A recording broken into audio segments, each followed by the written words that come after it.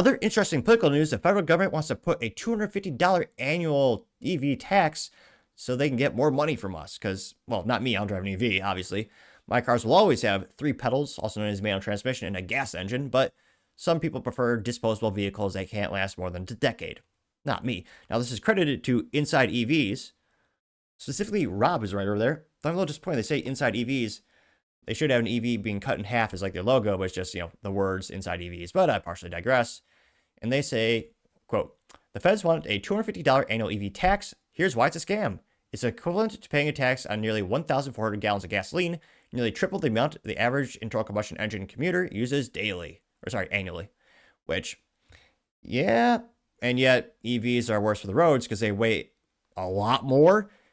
And it's one of the reasons they go through tires like a kid chewing Hubba Bubba gum, which is good for about 18 chews. Well, maybe three chews, then it's crap.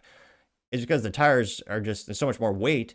The tires are worn out that much quickly. It actually does wear down the road at a much higher rate than a traditional car that weighs a lot less. So again, I understand why they would want a greater tax on EVs, though granted, I think most taxes are just stolen from us and poorly spent. And I mean, I debate how much upside or benefit do we really get from paying taxes these days, but I partially digress. Now, they say, quote, the feds have proposed charging EV owners a $250 annual registration fee. The money is meant to address the lack of revenue collected from gas tax, but cost represents the equivalent of buying, again, 1,400 gallons. And I say, quote, if you buy a car with an engine, you're putting 18.4 cents into Uncle Sam's pocket for every single gallon of gasoline you pump, which I find abhorrent as well. We should get rid of that. People realize it's also taxed on a state level as well. There's so much taxes on gasoline, it's criminal. I mean, so many taxes on pretty much everything we do is criminal. If we were to actually break down the pie chart of every $1 we make, how much we actually get to keep versus stolen, people would be woefully depressed and might actually vote differently or do something different. But I, again, partially digress. They say, quote, the money seems to be like a drop in the bucket, but it's critical to funding infrastructure projects like fixing potholes. It's funny because I can't help but notice a lot of times they're never actually fixed.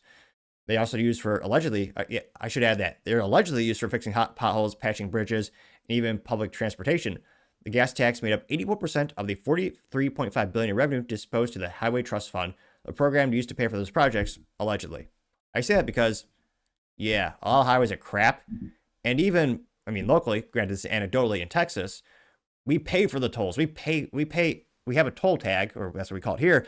But in addition to the gas tax, you pay to use the highway. So there's more robbery on robbery on robbery. They say, quote, so if you're one of those tree-hugging electric vehicle owners who dares to bypass the gas station entirely, the federal government has a message for you. It's time to pony up $250.